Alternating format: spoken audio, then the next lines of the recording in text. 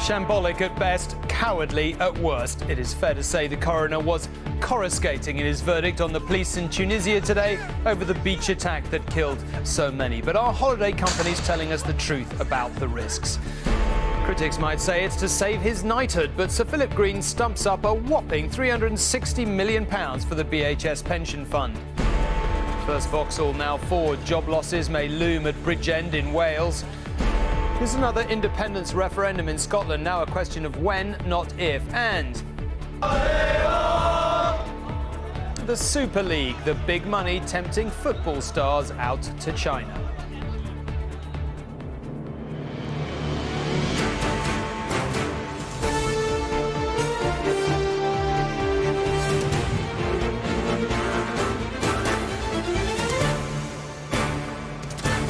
This is ITV News with Tom Bradby. Good evening. If we ever book a foreign beach holiday, most of us might consider taking out some kind of insurance, but not many perhaps think too much about who will be protecting us from harm when we're actually there. But maybe we should, because those who were supposed to have been protecting British holidaymakers in Sousse in Tunisia from harm 2 summers ago were castigated by a coroner today. The response of the police was shambolic at best, cowardly at worst, he said. One officer fainted. A security guard took off his shirt so no one realised what his job was. Many families thought the coroner was not actually hard enough on the holiday company TUI for failing to pass on Foreign Office warnings about the threat of terrorism. So they are taking TUI to court. In the view of Her Majesty's coroner, the relatives of the people who were killed in the Sousse attack have shown a quiet dignity of which their loved ones would have been proud. At the end of this inquest, they showed some more, standing behind their solicitor, making it clear that their legal fight is not finished yet. We will now be preparing to commence civil proceedings against TUI. The inquests were about those who tragically lost their lives. They must never be forgotten, and their families hope that no one else will ever have to suffer the same fate in the future. The massacre at the Imperial Marhaba Hotel was the biggest loss of British life in a terror attack since 7/7.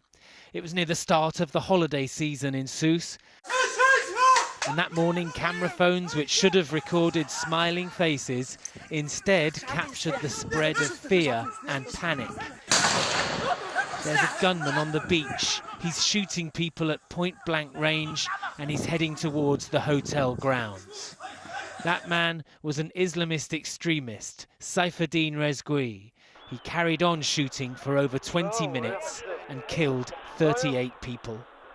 I said to John, Johnny's there, he's got a gun. And then the next thing, the gunman had gone by me. I turned round and John was on the floor.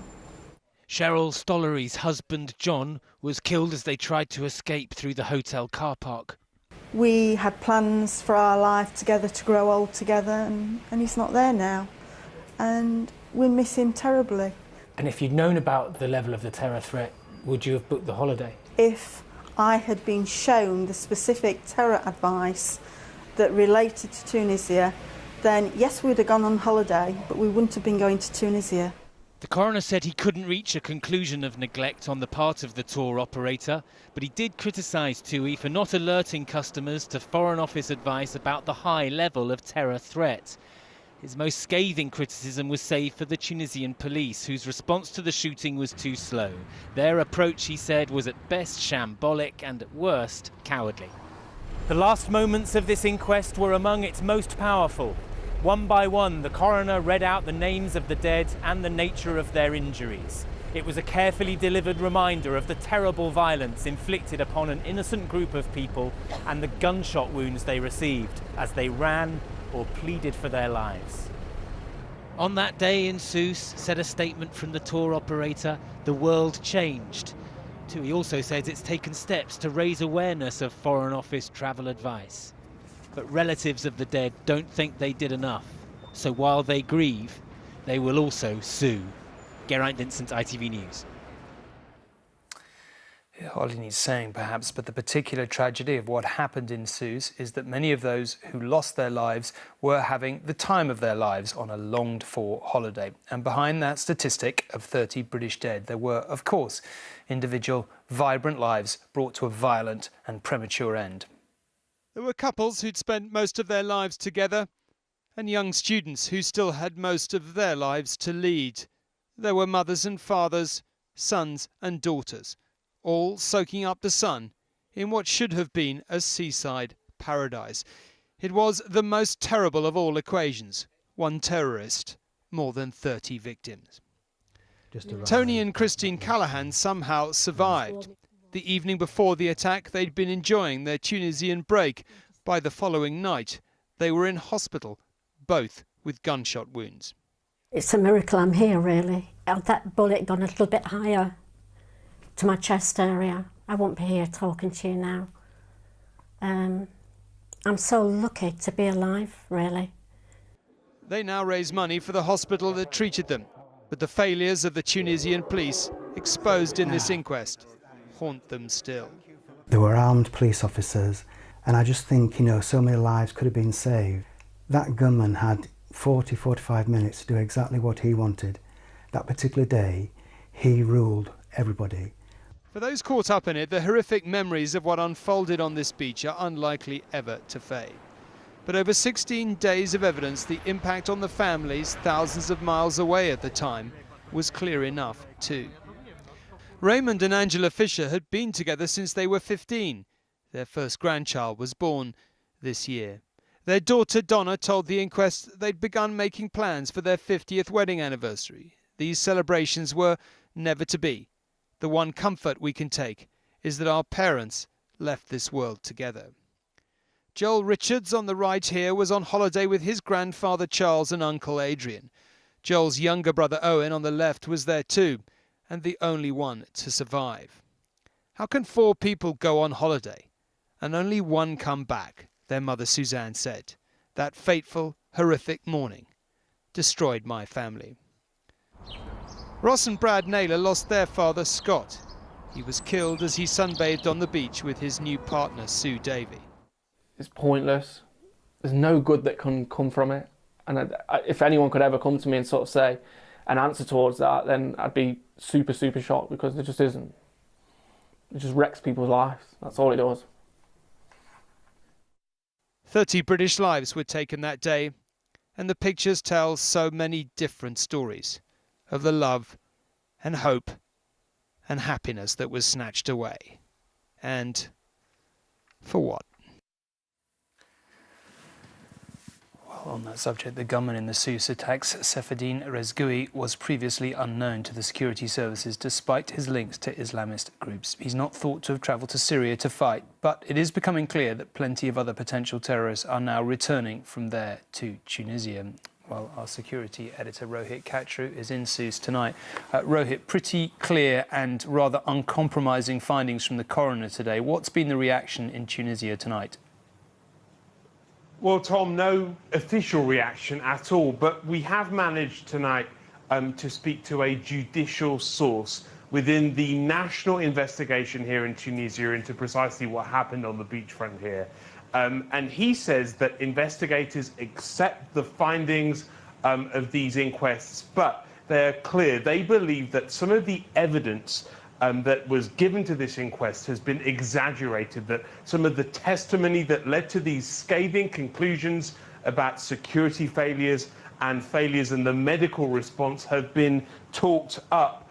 Nevertheless, they say that they have learned some of the lessons. They have increased security. They've increased training. They say they've caught up with the tactics of the terrorist groups that they were so failing on 2 years ago. However, in that space of time, those tactics have moved on, and it's really not clear whether the Tunisian authorities have adapted their responses as yet suitably. OK, Rohit, thank you very much indeed. Well, what is clear from the coroner's findings is that Foreign Office information about the potential threat level in Sousse was not passed on to holidaymakers. In the run-up to the Sousse attack, the Foreign Office advised against travel to the high-risk southern and border regions, importantly not including the beach resorts shown in green. But it did mention a high threat from terrorism, including kidnapping. There was also additional advice to stay vigilant and away from large crowds following the recent attack on the Bardo Museum in the capital, Tunis. But the inquest heard that the website of travel agent TUI contained no reference at all to that attack or prominent warnings of the ongoing threat. And an ITV News investigation has found that even very recently, some holiday companies were still not passing on relevant advice. Every year, British tourists take around 42 million holiday trips overseas, and our journeys can take us close to terror risk. But how much can we expect the travel trade to alert us? We start our investigation with Nairobi, capital of Kenya. The Foreign Office travel advice website says there's a heightened threat of terrorist attacks. We visited Virgin Holidays. What about Nairobi? Is that kind of safe to roam around and explore? It's Nairobi, isn't it? It's Kenya. I can't give you that. I can't say to you, you're going to be fine. In 2013, 67 died in Nairobi. Details are on the Foreign Office travel advice website. Security information is also on Virgin's site, but in a 26-minute conversation, the travel agent didn't mention it, even when asked this direct question. Any extra sites we need to go to for advice? This has some advisory notes. But the notes don't mention security. They will in future. As a result of our investigation, Virgin Holidays, which already prompts people to check advice at the time of booking, now says that will happen earlier. Next, we inquired about Yala, an area of South Thailand. The Foreign Office advised against all but essential travel to the province. We visited STA Travel. Is there any areas that we should avoid, do you think? Not that I'm aware of. But we'd be safe to roam around Thailand? Yeah, I think so. Haven't heard anything bad at all, so no, I'd be very comfortable with sending you on this kind of trip. STA told us it will now repeat training for all 300 of its travel staff. It has advice on its website with a link to Foreign Office information, which it also highlights in travel itineraries given before payment. Our next inquiry concerns Istanbul in Turkey. The Foreign Office site says there's a high threat from terrorism. An attack in January killed 39. We visited Thomas Cook. You could always check your passport. This agent did highlight the Foreign Office advice site. So nothing to worry about in any of these sorts of areas? Not at the moment, no. He referred to a brochure, but like most firms, it doesn't mention terror advice. Pleased that its agent did point out the Foreign Office advice, Thomas Cook agreed to an interview. It says information is on its own site, and they'll now add that to brochures. No, that's right. We don't refer to it at the moment. It's something that we're reviewing, and I'm sure will change. It is a real industry issue. It's a hot topic at the moment. We're listening to our customers, we're listening to our colleagues in store, and we have still got room for improvement, but we have come a long way. The industry's code says customers should be made aware that Foreign Office advice is available before booking. The onus is on travellers themselves to check their holiday dreams against the nightmare of terror warnings. Chris Choi, ITV News. As Chris mentioned, Tunisia is not alone in having a high threat of terrorism. As we also saw, Turkey has a Foreign Office warning against it, and so too does Egypt. Then there are those countries closer to home, such as France and Germany, that have seen recent terrorist attacks. Other popular holiday destinations that have a general threat include Spain, Greece, Italy and the Netherlands. There are more details on our website if you want to take a look, itv.com/news. Now, what price would you put on a knighthood? Well, Sir Philip Green's critics might feel they have his answer tonight, around £363 million to be precise, but maybe that's a bit cynical. It's a lot of money and there is no evidence he was legally bound to pay it. You may recall that back in June, Sir Philip Green promised MPs he would sort, in his words, the pension crisis at BHS, the store chain he sold to a two-time bankrupt for £1.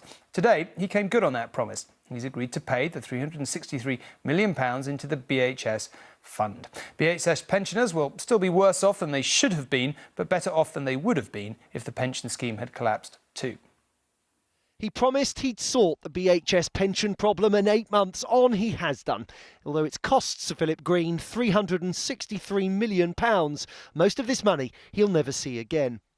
It's a large sum, but less than the regulator initially demanded. The chief executive insists it's a good deal. We have a robust settlement here, which, as I've said, is right in both terms of money and structure. You held his feet to the fire, did you? Well, we have negotiated robustly. Did you settle for less because you took the view that the legal case against Sir Philip was actually quite weak? No, we believe we had a strong case and we would have pursued it if necessary.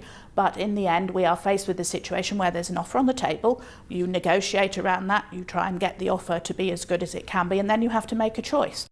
The BHS pension schemes have 19,000 members. The pensions regulator expects almost half of them to choose to walk away with cash lump sums. The rest will end up in a new standalone pension scheme. They'll receive the same starting pension as they were originally promised by BHS. The threat of a 10% reduction for those yet to retire has gone, but future income will be less generous than the original scheme. I think most of the 20,000 pension scheme members will be there or thereabouts. They'll be worse off than they were expecting, but slightly better off than if they'd gone into the Pension Protection Fund. BHS finally closed its doors last summer. It's taken a long time for Sir Philip to agree this settlement. Michael Williams has a BHS pension. He worked for the retailer for more than 30 years, and he's pleased that at least now he has some certainty. I retired expecting a full pension, I guess. Now, the fact of the matter is now I'm not going to get that. My wife's not going to get what she expected when I depart from this world. And the inflation increases won't be as generous. So, yeah, I'm a bit upset that I've not got what I paid for. But at the end of the day, as I said earlier, it's a compromise. It was never my intention for the business to have the ending it did. Sir Philip Green apologised to staff and pensioners in an interview with ITV News 3 months ago. He did so again today. In a statement, he said, "I hope that this solution puts their minds at rest and closes this sorry chapter for them." He signed it, Sir Philip Green. It's not yet clear he's done enough to save his knighthood. Joel Hills, ITV News. Mainstay of the economy in Bridgend in South Wales, the Ford engine factory is bracing itself tonight for big job losses. ITV News has learned that 1,100 will be going there over the next 4 years. That's most of them, to be honest. Only 600 will be left. ITV Wales correspondent Rob Osborne is in Bridgend tonight. Rob, this is a breaking story, obviously, very distressing news. What more can you tell us? Huge news for the workers here, Tom, at the Bridgend site, a lot of whom have been leaving in the last half hour as the shift pattern ends. We understand that these plans have been drawn up by Ford over the next 4 years to axe over 1,000 jobs. Ford are not confirming or denying this tonight, but we understand that they say they're responding to global demand and problems specifically with efficiency at this plant. That will not go down well with the workers here. But will it come down as a massive surprise? I'm not so sure, because many have felt they haven't got the reassurances they've wanted from Ford for some time now. As for the wider economy of South Wales, this is another major blow. We are some 20 minutes away from the Tata Steelworks in Port Talbot, which suffered major job losses there last year. As for politics, this is the area of Carwyn Jones, the First Minister of Wales, who's currently in America talking to US firms about investing here. And the timing? Well, tomorrow is St. David's Day. There won't be many celebrations going on here. OK, Rob, indeed. Thank you very much for now. A man who laid in wait for his ex-girlfriend and her new boyfriend outside the Matalan store where the two worked has been jailed for 23 years for stabbing them to death. Andrew Saunders had researched on the internet how to kill someone after Zoe Morgan left him for Lee Simmons. Saunders ambushed them as they arrived for work at the store last September. Their family said they were bitterly disappointed with the length of the sentence. Now to a political bust-up that could perhaps fairly be described as only in Ukip. The party, in the shape of its former leader Nigel Farage and its main backer Aaron Banks, is at war with its only MP. Douglas Carswell is in trouble with them for not, apparently, trying hard enough to get Mr Farage a knighthood. So is the party ungovernable without Mr Farage in charge? He's not the leader of UKIP anymore, but frankly, you wouldn't know it. At a Brexit event today, all anyone wanted to talk to Nigel Farage about was his latest attack on the party's only MP.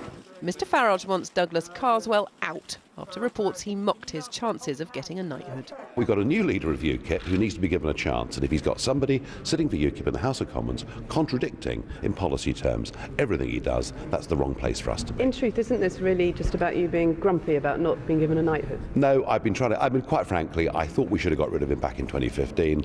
We didn't. Mr Carswell defected from the Conservatives to UKIP in 2014. It's no secret he and Mr Farage don't get on. But since UKIP failed to win the Stoke by-election, divisions have opened up within the party. Nigel Farage has an ally in UKIP's biggest donor, Aaron Banks, who says he'll stand against Mr Carswell at the next election.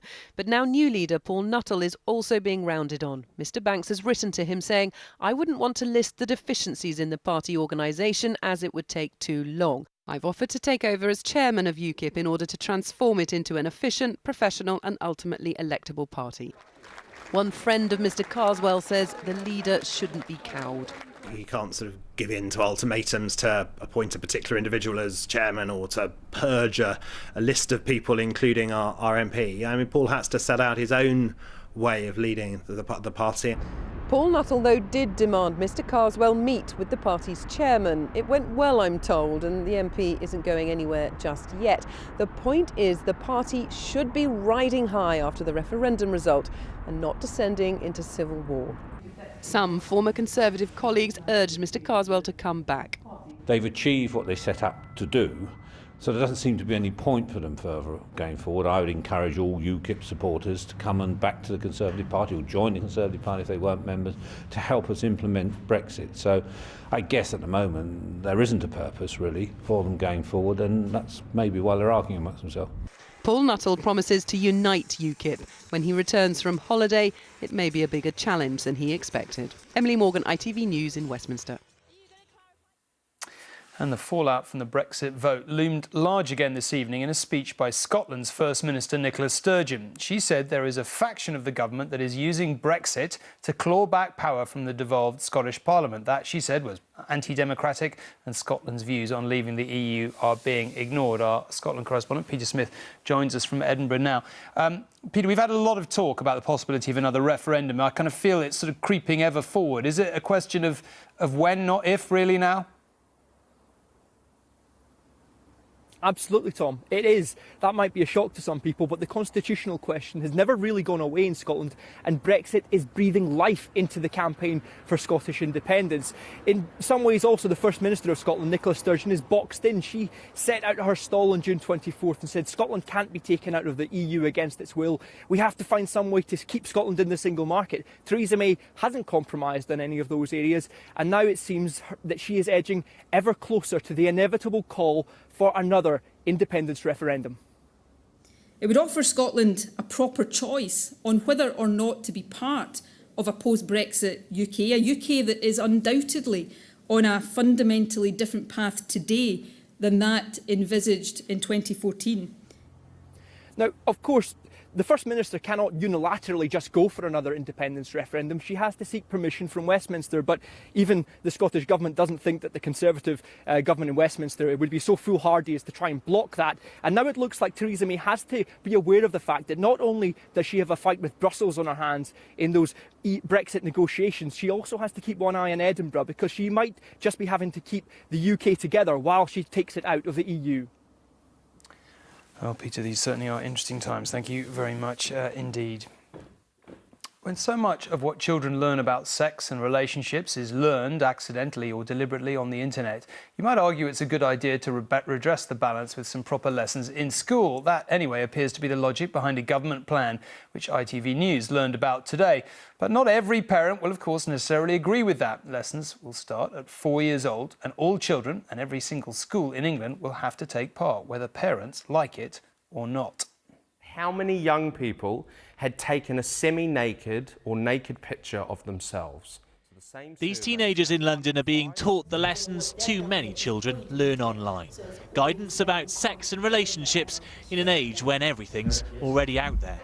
Sometimes maybe when you take pictures, there's obviously, especially if it's on social media, you don't exactly know who's going to see it all the time. Do people know this word? ITV News understands that soon this education will be open to all, with the government making sex and relationship lessons compulsory in every type of school from the age of 4. It's extremely positive because it just opens your eyes and allows us to understand the risks and the positives as well. Everyone worries, but they don't say it because they're kind of embarrassed, whereas if everyone was aware, then it would be a lot easier. It's taken a long time to open up the classroom. Back in the 50s, sex was rarely mentioned in school. By the 90s, learning about it was compulsory, but only in schools run by councils, with English academies, private and free schools still able to take their own approach. Even in secondaries where sex education is compulsory, the only bit teachers have to cover is the biology. There is guidance for schools who want to go further than that, but it hasn't been updated since the year 2000, way before pupils could just step outside the classroom and get a very different education on the internet. And it is evolving technology which is evolving government policy, with Downing Street admitting today new threats online require new teaching after a long campaign by MPs.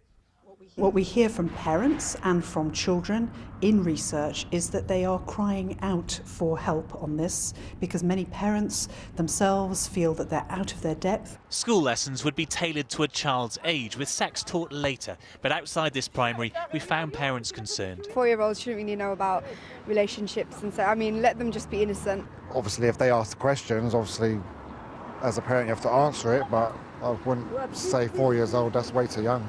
But schools in Scotland, Wales and Northern Ireland are also under pressure to go further, with more details in England promised soon to reassure those who worry this is already too much information. Paul Brandt, ITV News.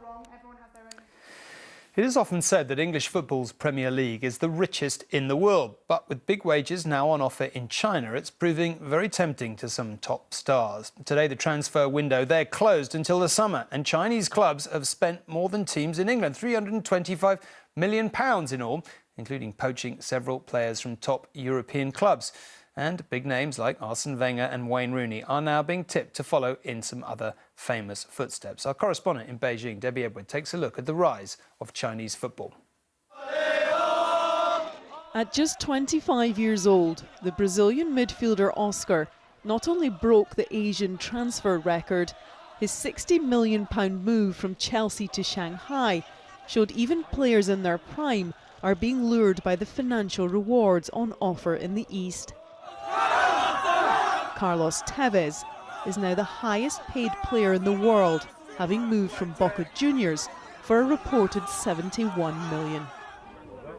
Today was John Obi Mikel's first training session at his new club, Tianjin Taida. He was no longer getting a game at Chelsea, so the offer to earn £140,000 a week was too good to turn down. This Chinese league will only grow and grow, and it's only going to get better. And I think altogether, we, the Chinese national team, the Chinese players, everyone will benefit from this. And I think it's going to become something special soon.